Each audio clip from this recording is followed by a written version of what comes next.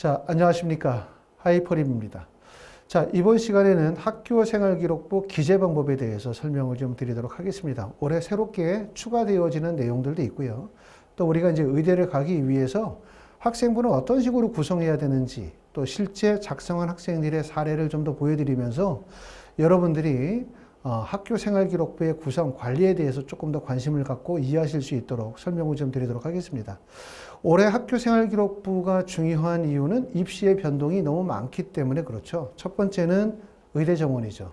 처음에는 정부에서 2,000명을 증원하겠다라고 얘기했지만 현재는 이제 대학별로 50에서 100% 정도 증원하는 거로 방향을 잡고 있긴 하지만 우리가 이제 4월 말까지 대학들이 모집 요강을 정하고 그 다음에 5월에 이제 모집 요강이 확정 발표가 돼야 되는데 시간적으로 볼 때 매우 촉박한 상황임에도 불구하고 아직도 입시는 여전히 혼란스럽기 때문에 학생이나 학부모님들 입장에서는 의대 정원이 좀 많이 늘었으면 좋겠다라는 희망 하나, 두 번째는 빨리 명쾌하게 답이 나왔으면 좋겠다 이런 희망을 가지고 계실 것 같고요.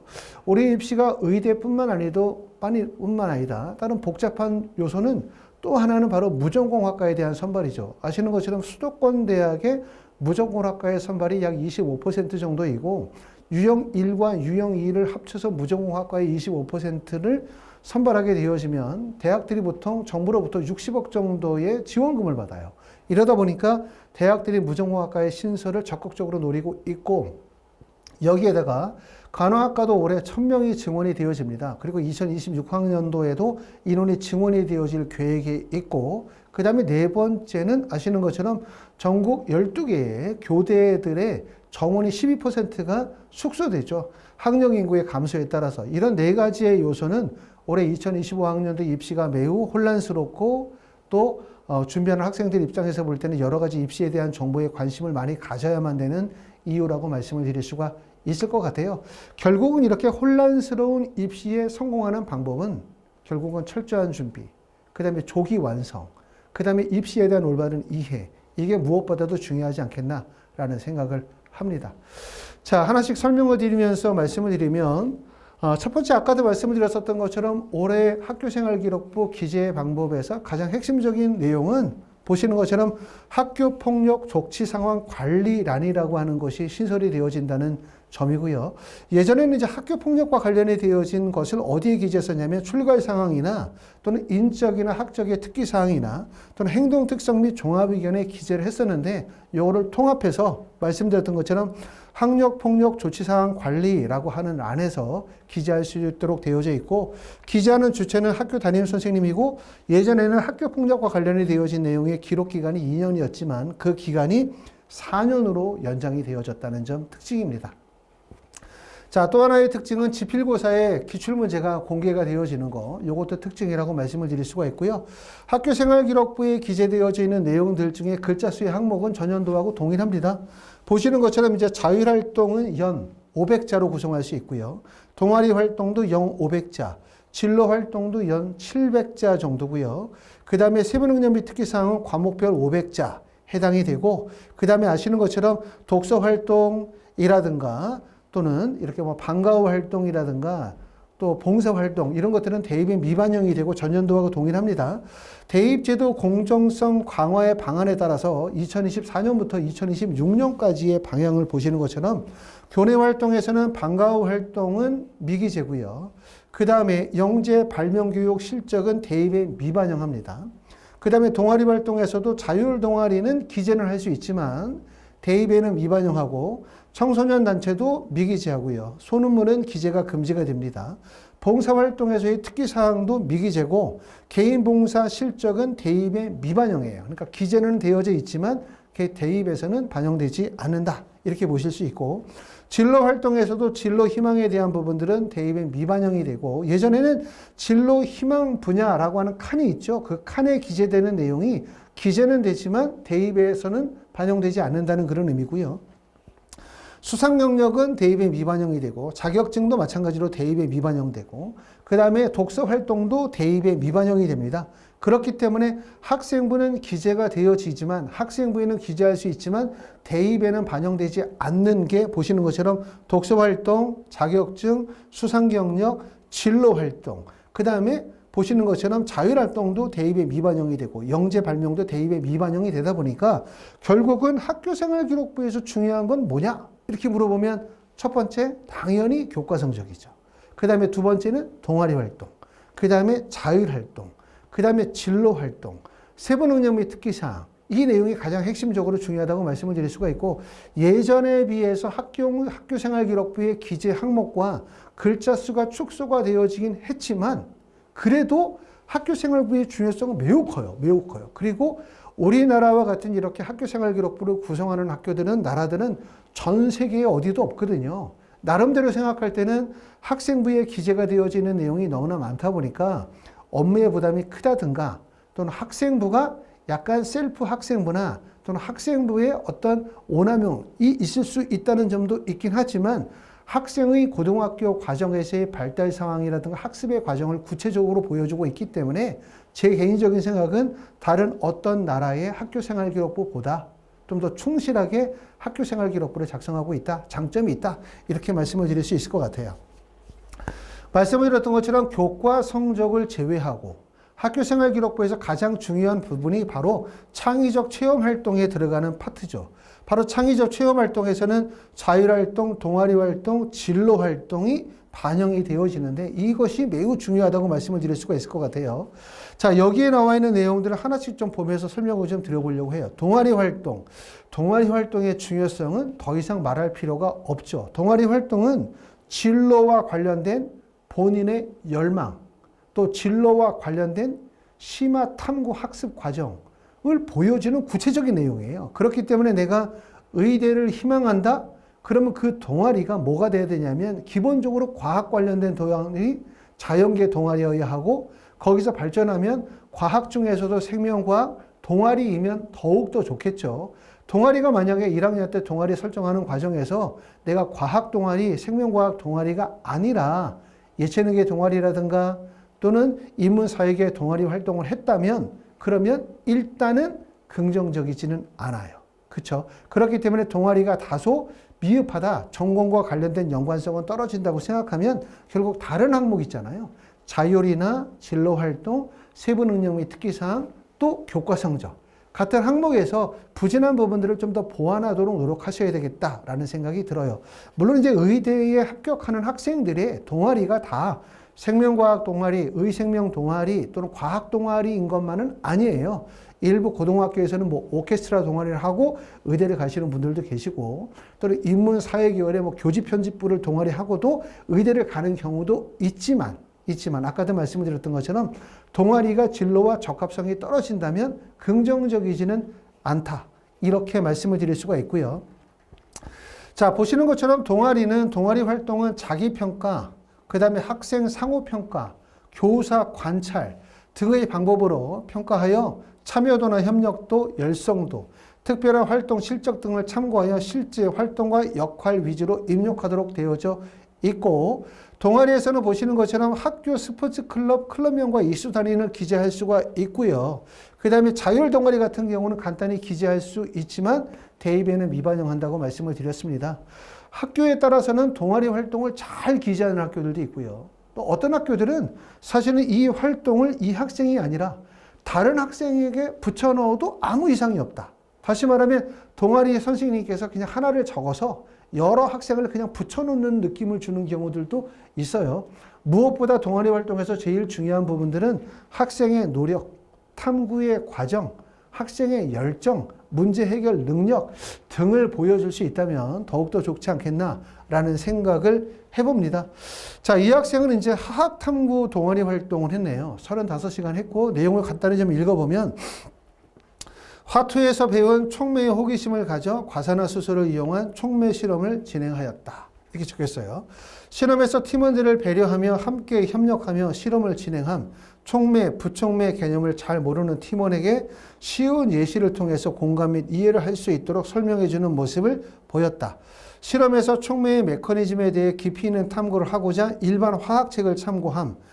균일 촉매와 불균일 촉매에 대해서 알고 각각의 예시를 조사하였다라고 되어져 있어요. 나머지 내용을 좀 읽어보시면 좋은데 전체적으로 이제 동아리 활동 내용이 본인의 진로와 관련된 탐구의 내용들, 학습의 과정을 구체적으로 보여주고 있기 때문에 잘 작성되었다고 말씀을 드릴 수 있을 것 같습니다.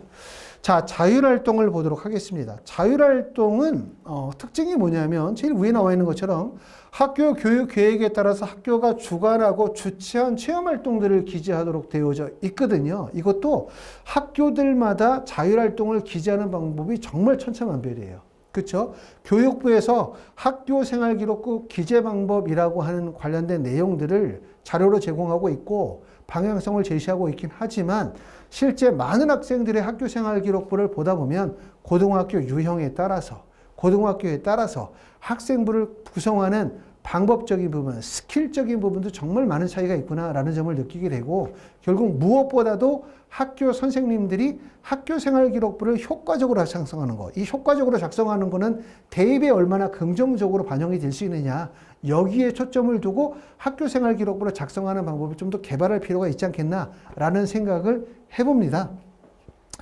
자, 학교에 따라서는 말씀을 드렸었던 것처럼 이렇게 학교 교육개혁이나 학교에서 주관하고 주최한 활동들을 중심으로 기재하는 학교들도 있고요. 이렇게 자율활동에다가 진로활동과 동일하게 학생의 진로와 관련된 탐구 활동을 좀 더 적극적으로 적어주는 학교들도 상당히 많습니다. 학교에서 활동했었던 내용들이라고 해가지고 대부분 뭐 장애인과 관련된 교육, 성과 관련된 성교육과 관련된 내용들, 뭐 안전교육 관련된 내용, 이런 내용들을 잡다하게 늘어놓는 거, 뭐 학생의 선거라든가 뭐 이런 내용들만 늘어놓다 보면 사실은 학생의 노력, 주체적인 탐구, 학교 활동, 이런 내용들이 전혀 안 나오죠. 그렇기 때문에 약간은 그런 내용들도 중요할 수 있지만 학생의 진로와 관련된 내용들을 포함시켜서 기재하는 게 좋지 않겠나라는 생각이 들고, 자, 이 학생은 지금 보면은 자율활동이 사실은 진로활동과 별 차이가 없죠. 기재된 내용을 보면 MBL 과학탐구 프로그램을 통해 산성과 염기성 용액의 특징을 파악하고 pH 농도 특정을 이용하여 여러 가지 음료의 pH 농도를 측정한 뒤 프로그램을 이용해 그래프를 제작하였다 하니까 학생의 탐구 과정에 대한 내용이 기재가 되어져 있고요. 과학 나눔 부수 행사에서 운영진으로 참가해 교내 학생들에게 산성, 염기성 물질을 구분하는 기준과 pH 농도에 대해서 설명하고 지시약의 종류와 특징을 소개하였다 이렇게 되어져 있어요. 학교생활기록부는 사실은 학생의 노력만으로 되지 않죠. 학교 선생님과 학생 또 부모님이 같이 협업을 통해서 이루어져야 하는데 뭐 제가 이제 보면 사실 진학률이 높은 학교들 또 명문고등학교일수록 학교 선생님과 학생, 학부모가 같이 협업해 가면서 어떻게 하면 학생의 활동을 조금 더 구체적으로 보여주고 어떻게 하면 학생의 진로에 맞게끔 학생부를 구성할까 고민하는 경우들이 많고, 진학률이 좀 낮은 학교들은 일방적으로 그냥 선생님들이 기재하는 경우들이 사실 많거든요. 결국은 입시의 결과를 만들어내기 위해서는 학생의 노력, 학생의 탐구, 학생의 진로와 관련된 노력들을 학생부에 좀 더 적극적으로 반영시킬 수 있도록 노력해야 된다고 생각하고, 학교 선생님들이나 교과 과목 선생님들이 학생부를 구성하다 보니까 학부모님들은 이거는 그냥 선생님들이 하는 거야, 선생님들이 알아서 잘해주겠지 라고 생각하시면 절대로 안 될 것 같아요. 고등학교 1학년, 2학년, 3학년에 이제 들어가는 시점이고 이제 5월이 되는 시점이기 때문에 지금 정도에서는 최소한 전년도, 다시 말하면 고등학교 2학년 또는 고등학교 1학년 때 학생부가 어떻게 구성이 되어져 있는지 확인 점검할 필요가 반드시 있고, 그러고 난 다음에 다음 연도 올해 학생부를 어떤 방향으로 기재할지를 꼭 점검하는 게 좋습니다. 나중에 고등학교 3학년 때 수시 원서 쓸 때 가서 학생부를 뽑아봤더니 학생부가 이렇게 되어져 있었네, 이런 문제가 있었네 라고 생각하면 아시는 것처럼 지나간 학교생활기록부는 수정할 수가 없기 때문에 그때는 때가 늦습니다. 최소한 1년에 한 번 바로 이 시기에는 전년도 학생부의 기재 방향에 대해서 알아보실 필요가 있다, 이렇게 말씀을 드리고 싶어요. 자, 진로 활동은 아시는 것처럼 거의 모든 내용들이 학생의 진로와 관련이 되어진 내용들을 기재할 수 있도록 하고 있죠. 진로 영역의 특기사항란에는 실제 활동과 역할 위주로 입력하게 되어져 있고, 학생의 특기, 진로를 돕기 위해 학교와 학생이 수행한 활동의 결과들을 중심으로 기재할 수 있고요. 또 학생이나 학부모의 진로 상담한 결과들도 내용을 기재하실 수가 있습니다. 학생의 활동에 참여도나 활동의 의욕, 태도의 변화 등 진로 활동과 관련이 되어진 내용들을 적을 수가 있는데 이걸 단지 이제 선생님이 학생의 관련되어진 좀 전에 나왔던 것처럼 학생의 활동에 참여도나 활동의 의욕이나 활동의 태도 등에 대해서 기재하게 되면 내용의 깊이가 떨어지죠. 보통 이제 의학계열 또는 의대에 합격을 하기 위한 학생부는 과학과 관련이 되어진 탐구 역량, 의학적 탐구 역량들을 많이 강조해서 기재할 수밖에 없기 때문에 이런 표면적인 학생의 태도에 대한 내용들을 기재하다 보면 결국은 내용의 깊이가 떨어질 수밖에 없습니다. 자, 이 학생은 지금 보니까 토요 학술 연구회, 그쵸? 마이크로바이오틱스라고 하는 활동을 했는데 여기 내용을 보니까 바이러스를 핵산의 종류, 기생 장소에 따라 구분하고 대칭 구조에 대해서 조사함. 자, 박테리오 파지를 항생제 대용으로 사용하기 위해 필요한 임상 실험에 대한 발제문을 작성한 단일 바이러스를 정확히 숙주세포를 전달할 수 있는 프루이드 FM 기술을 활용하여 신약 개발과 백신에 적용하는 방법의 보고서를 작성함. 학기 말 학술 연구의 전시회 활동 기록을 정리해 발표 영상을 기재했다라고 적혀져 있습니다.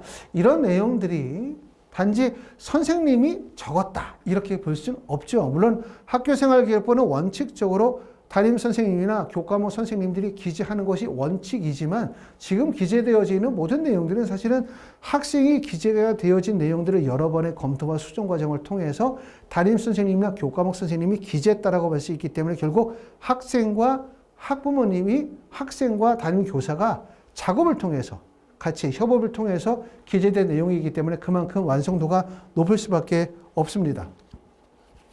자, 세부능력 및 특기사항. 학생부에서 기재 항목, 기재 글자 수가 가장 많은 게 바로 세부능력 및 특기사항이라고 할 수가 있겠죠. 보셨던 것처럼 자율이나 진로활동 같은 경우들은 글자 수가 정해져 있죠. 1년에 뭐 500자 정도로 정해져 있기 때문에 적지만 보시는 것처럼 세부능력 및 특기사항은 과목마다 글자 수가 제한이 되어져 있기 때문에 500자로 그만큼 글자의 내용이 많습니다. 보시는 것처럼 과목별 성취 기준에 따라서 성취 수준의 특성 및 학습 활동 참여도나 자기주도 학습에 의한 변화와 성장의 정도를 중심으로 기재할 수 있다라고 되어져 있고 방과 후 학습 활동은 기재하지 않도록 되어져 있고요.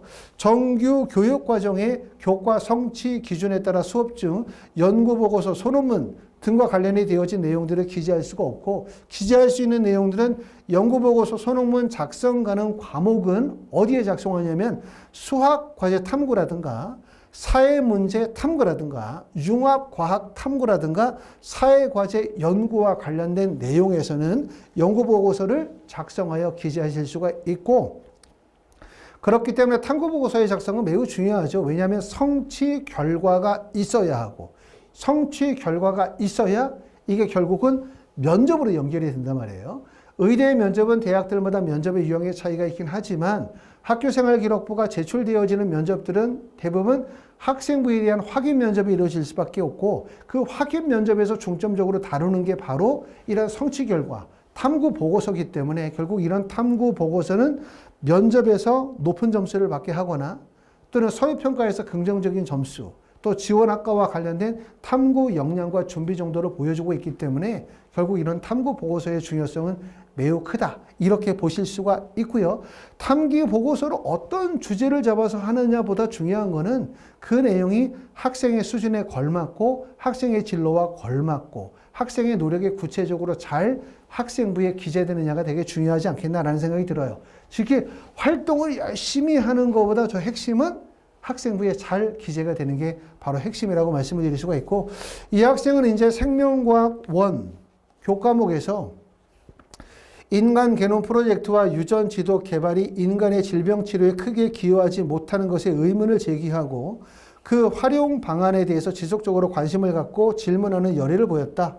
유전자 구조의 변화를 활용한 맞춤 의약품에 대해서 흥미를 가지고 암세포를 제거하기 위한 방안을 조사한 후에 정리해 발표하여 질문에 대한 해답을 찾아나가기 위한 노력을 진행했다. 이런 내용들로 기재가 되어져 있습니다. 자, 탐구 주제에 대한 예시는 사실은 뭐 학생들이 다양한 주제의 활동들을 진행을 하죠. 아까도 말씀을 드렸었던 것처럼 탐구의 주제가 신선해야 된다. 뭐 이런 거에 꼭 동의를 하지 못할 것 같아요. 탐구 주제가 신선하는 것보다 핵심은 학생부에 기재가 되어진 내용에 대해서 입학사정관이나 교수님들이 볼 때 학생부 기재된 내용에 대한 신뢰도가 형성이 돼야 되죠. 아, 이게 학생의 수준이구나. 학생이 지적했구나. 라고 하는 신뢰도와 객관성이 확보가 되는 게 매우 중요하기 때문에 탐구의 주제가 신선한 것보다 중요한 것은 탐구의 주제가 고등학교 1학년, 2학년, 3학년 교과 과정 내에서 학습을 통해서 확장시킬 수 있는 탐구의 주제여야 할 거라는 생각이 듭니다. 자, 학생들의 이제 의대에 합격한 학생들의 학생부에 기재가 되어져 있는 내용들을 좀 간략히 정리해 보면 이런 내용들 많이 나오죠. 카페인 추출과 아이오딘, 시계 반응, 일반적으로 많이 기재되어져 있는 내용이고, 후성 유전학과 DNA 메틸화 현상이라든가 또는 비만과 장내 미생물과 관계된 내용들 보실 수도 있고요. 또는 이중나선과 DNA 관련된 내용들, 또 아스피린 합성 실험, 또 알코올 발효 효모 실험이나 항원항체 반응, 이런 내용들은 고등학교 과정에서 많이 다루고 있는 내용에 해당이 될 것 같습니다. 자, 이렇게 해서 이제 학생부 기재 방법에 대해서 설명을 좀 드렸습니다. 학생부의 중요성은 당연히 매우 크죠. 그런데 특히 올해가 학교생활기록부가 매우 중요한 이유는 결국은 의대 증원과 관련이 돼요. 의대 증원이 되면 결국은 예전에 비해서 내신 성적이 낮은 성적에서도 의대 합격할 수 있다는 기대. 두 번째, 치대나 약대 내 수의대를 원서를 쓸 수 있는 학생들이라고 한다면 의대를 바라볼 수도 있다는 점. 또 의대 정원이 늘어나면 학생부 교과 전형뿐만 아니라 학생부 종합 전형, 지역인재 교과뿐만 아니라 지역인재 종합도 신설이 될 수 있다는 얘기이기 때문에 그만큼 학생부에 대한 평가가 높아질 수밖에 없어요. 그만큼 중요하다고 말씀을 드릴 수가 있고요. 자, 하이포리비에서는 이렇게 이제 2025학년도 의학계열 연관 컨설팅을 진행을 합니다. 제8기 연관 컨설팅을 진행을 하고요. 연관 컨설팅에서는 첫 번째는 의학 탐구 보고서, 자율이나 진로 관련된 심화 탐구 보고서라든가 또는 동아리 활동과 관련이 되어진 탐구 활동, 그 다음에 세부능력의 특기사항과 관련이 되어진 내용들, 탐구 기재나 작성의 과정들이 진행이 될 거고, 또 학교생활기록부에 있는 과목별 수행평가나 또는 세부능력의 특기사항, 또 독서활동, 또 PPT, 작성이라든가 이런 내용들이고요. 또 입시 컨설팅에서는 학생부에 대한 진로의 로드맵을 잡는다든가 또는 수시나 정시에 대한 컨설팅 또는 면접에 대한 과정 해서 의학계열 또 의대 합격에 대한 전체적인 프로세스를 진행하고요. 하이포리뷰에서는 홈페이지에 보시면 약 3,000명 정도의 대학생 멘토들이 활동을 하고 있습니다. 이런 분들이 여러분들의 이제 연관 컨설팅을 도와주도록 하고요. 저희가 이제 2023년도는 의학계열의 합격자가 97명, 의대 합격자가 한 49명 정도였었고요. 2024년도에는 의학계열의 인원은 79명이에요. 전년도보다는 의학계열의 합격자가 줄지만 의대 합격생은 전년도보다 좀 늘어서 66명 정도의 의대 합격생을 배출을 시켰습니다. 여기까지 하이포리뷰에 대해서 설명을 드렸고요. 하이포리뷰 연관 컨설팅은 저희가 이제 8기 모집을 하고 있기 때문에 관심 있으신 분들은 저희 학원으로 전화 주시면 자세히 안내해 드리도록 하겠습니다. 감사합니다.